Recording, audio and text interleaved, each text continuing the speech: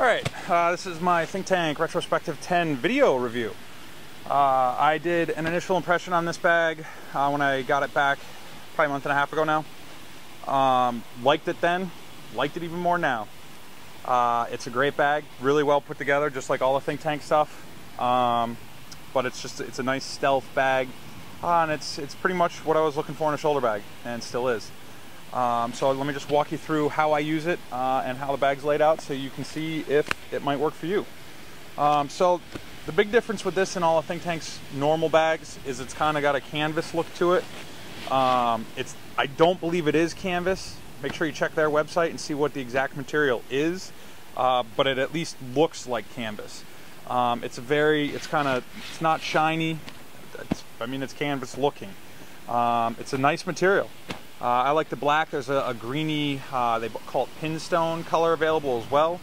But it makes the bag pretty subtle looking. It looks kind of like a messenger bag.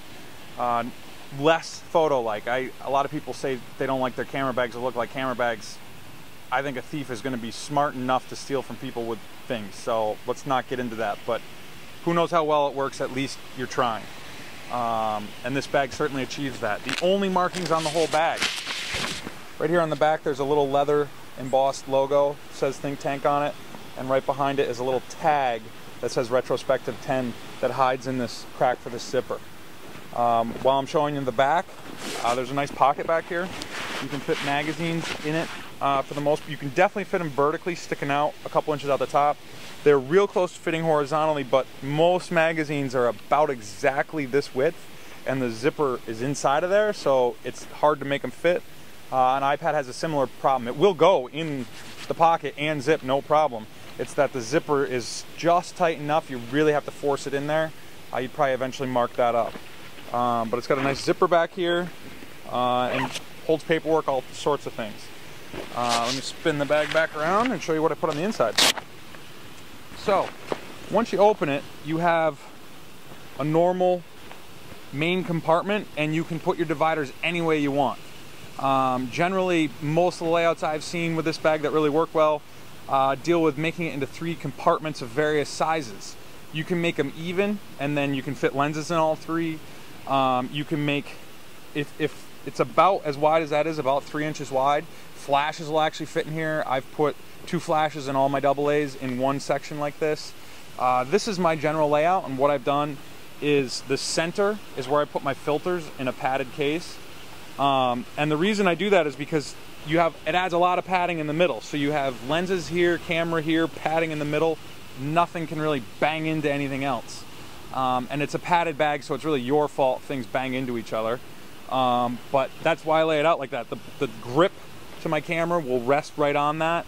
The camera will fit this way. I don't know how you want to call that. I guess vertically or horizontally. One series or big bodies will fit in here, no problem. Grip cameras, it'll fit. On this side over here, you can see I have 2 lenses. That's actually an 85, which is quite a big lens, and a 24 next to it. Now, this is one of my complaints, is their center dividers on this series don't have the soft Velcro on it, so you can't Velcro another divider to it. Now, I've owned quite a few Think Tank bags at this point, and the Urban Disguise series, those dividers have Velcro on them, so you can do whatever you want. So that's a little frustrating that you don't have the option to put dividers across here to make that into 2 cubbies. What I've done is I've taken one of the dividers that is supplied with the bag, Velcroed it to the front wall, and then I just snake it between the 2 lenses. And it works, it's just that it's not permanent. You can see I put another one over the top, and then what I'll end up doing is I'll put another lens over on top of that if I want to carry 3 spare lenses, or something won't fall out if your bag gets knocked over. The divider's there, why not use it? And these same dividers, the complaint is that they don't have Velcro on them. Another complaint is that they're designed, let me do the other one, it's easier to get open. They have a top that flip-flops. And when you get the bag, they'll be laid out like that. And it's nice because it pads whatever's in there from your camera. Good concept. The Urban Disguise series does that too. But the problem I have with this is that because it Velcros in there, when a lens cap goes by that pops off, hoods catch on it. The little edges of these bags catch on it. So you're fighting the bag. And I like to have my things be able to come in and out of a bag easily. So what I've done generally in my Urban Disguise is I'll take these and fold them over and they'll Velcro like that, because this would have Velcro on it. These don't have that option. So it's a negative. I don't know how big it is, because my solution of just folding them over and Velcroing them flat against the wall, you lose the top, which generally my camera sits on it. That's why my filters now go in the middle. They never used to in my other bags. It's a solution to the problem. Might not be the best solution. I wish I had the option with the dividers, but it works. They could easily remedy that by adding soft Velcro there, though. To continue on, so just one nitpick, so let's keep going. The inside of the bag for the accessories. There is a ton of room on the inside of this bag for little accessories. It works really well. I have memory card wallet, remote.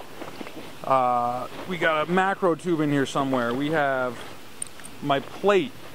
We have a spare battery. What else is in here? The macro tube's actually on. I keep it on my 50s, so that's why I can't find it. Cotton carrier button. But plenty of room for accessories in here. And I really like that it's inside the bag. I didn't think I would. It looked a little weird to me at first, but it's a great design. You can actually Velcro it shut too with this tab if you want. Think Tank, really, the devil's in the details, and they know it. They even give you a car key clip. My one complaint with that is it's metal in a camera bag with glass. Maybe not the best material choice. Plastic would have been fine, and their other bags use plastic. So a little curious as to why they did that. Now this front pocket, great front pocket. You can fit a 1 Series body in here without a lens on it. It's massive. Really, you can fit just about anything under the sun in there. You can fit an iPad perfectly in there, which is worth noting. I keep small things in here. I try to keep my bag as thin as possible, so I don't have much in it. It also has a tab, so whatever you put in it, you can then Velcro in there, so it'll behave and stay put. Really great design. The other thing, you see all this Velcro up front. You have the Velcro here, and there's silencers. Now what they do with this is they give you options. You can see I actually only use 1 inch of mine. I like it to Velcro, but I don't want it to be obnoxious when I unvelcro it. Now they give you 2 options. One is, just switch it real quick. You flip it like that and it gives you all, what is that, 3 inches of Velcro? Much more secure, but, and the mic's right here so you'll really hear it. Tons of Velcro. Then the other option, of course, is you flip these down and say you're in a church at a wedding. It's not closed, but it's not making noise either, which is really fantastic that they give you that option. And then, like I said, I choose to run with about 1 inch of Velcro showing, and really find it's a nice happy medium. And they give me that choice, so that's fantastic. Moving on, the strap, fantastic strap pad, nice and comfortable. You can see there's some silicone on there to keep it slipping off your shoulder. I'll show you, that's another point. There's no swivels here. Some bags do it, some bags don't. My other Think Tanks did have that, which I prefer. I know some people like just less technical straps, so just it's a reference point. You saw I had to untwist it. Here's the other thing is this strap is a lot shorter than the Urban Disguise series straps. It works. It's down below my belt, which is fine. If you cross it over, it's still right down to my belt. But initially I was surprised at how short it is just because I had an Urban Disguise that's longer. So worth noting. The other thing that's a little interesting is the material on this strap's very thick. It's probably at least twice, if not 3 times as thick as my seatbelts in my car. And I'm not sure why they use such a stiff, thick material. It just weighs more. But it has gotten a lot softer as I've used it. I've only had the bag about 1.5 months and it's softened up quite nicely. So now my only complaint would just be additional weight. Why does it have to be this thick? It does look nice, and I would imagine that has something to do with it. They also put, when you originally get the bag, you can see these 2 buckles here. There's normally a hand strap across here, so you can pick the bag up and set it down. I use that every day when I get in and out of my car, so I need the hand strap. But you'll notice mine has a piece of Spectra here now instead of a strap. These buckles, the position they're in, go across the top of the bag. If you tighten your strap so it's here, when you go to open this, it'll only fold back to here. So that means you have to loosen the strap enough to give it slack to go around the back. When you do so, the strap's really tall. I couldn't find a length I really liked. I either couldn't open the bag or the strap was too long. So I went into the rings for this strap, which means I can tighten it a lot tighter across the back of the bag, doesn't interfere with the top, and it gives me what I need. It's not padded, but I only lift this up and set it in my car once or twice a day that way, so it doesn't need to be. Works well for me. I have Spectre laying around my house, and I know how to splice, so it's a 10-minute fix for me, and it just removes a little bit of extra busyness from the bag, as I'd call it. From there, the one other thing that's interesting is this is an R10. An R20 is 2 inches taller, so that you can put a lens of this length. This is a 100 to 400, but a 70 to 200 2/8 the same length. With the 20, this just fits. Can't put a body on it. With a 20, the bag is tall enough, the body fits. With a 30, it's this height, but wider, so that you can then lay things across. It eats up most of space, but you can lay things across. Now, I had a tough time deciding, because I have this lens. It would be nice to have a 20 at times so I could keep it mounted. It would be nice to have a 30 at times so I could put everything in the bag. But you'll see what I opted to do is I use their cases. It's an upside down. I use their cases on the side. They have two really nice straps over here, one on each end. You can see the one empty over here and another one here. I use the lens cases, drop the lenses in it. When you want to carry all my gear, I can add two big cases here, small cases, whatever size you want. But it lets me make the bag the size I need it for the day and make it as small as possible when I don't need the additional weight. And that's the thing I really like. It's kind of a modular design. I could fill a 30 on days, but this system really works well for me. I have probably 4 of these pouches. One is great for this lens. Another one can hold a 5D Mark II with a lens on it. Or 2 speed lights and all their batteries. Lots of options. So this bag, I've been pleasantly surprised by how much I like it.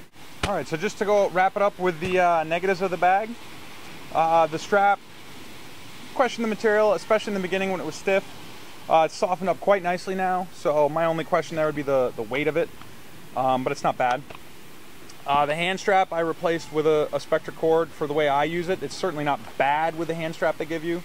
It just could have been moved to the back probably and been a better design. This back pocket, this bag was designed before iPads were out. If the zipper was slightly different, an iPad would fit perfectly in the back. Hindsight's always 20/20, so it would have been nice, but it's not necessary because it fits so well on the inside, in the front pocket. And the one other critique would be the dividers, and only because I know Think Tank makes wonderful dividers in their Urban Disguise series. So it would have been nice to have the same dividers here. Not quite sure why they changed them. I do know the flash pockets, because they put those inside, you can't Velcro to those either, but maybe that could have been also done as a Velcro surface. Or like the Urban Disguise series, there's actually 2 dividers right up against the wall that make similar pockets. So there's ways around that. But it doesn't take away from the overall use of the bag. I've really enjoyed using this bag for a month and a half now. It is my only shoulder bag at this point, which says a lot. So I really enjoy it, and if I were to switch bags, this should be pretty telling. I would probably switch to a 20 or a 30 because I like the bag that much, and my only question on it is size, and that's why I like having the modular components that can just go on the side, because it really solves the problem for me. I don't need a 20. I don't need the 30. I need it 1 or 2 days a month maybe. So it's really nice to just be able to solve that problem like I am here today. So I hope you enjoyed this review. I know video reviews really help me see a bag in person, see how someone else is using it. So hopefully this does that for you. And I hope you enjoyed it. So visit benjacobsonphoto.com for more reviews, and I will see you when I get something else.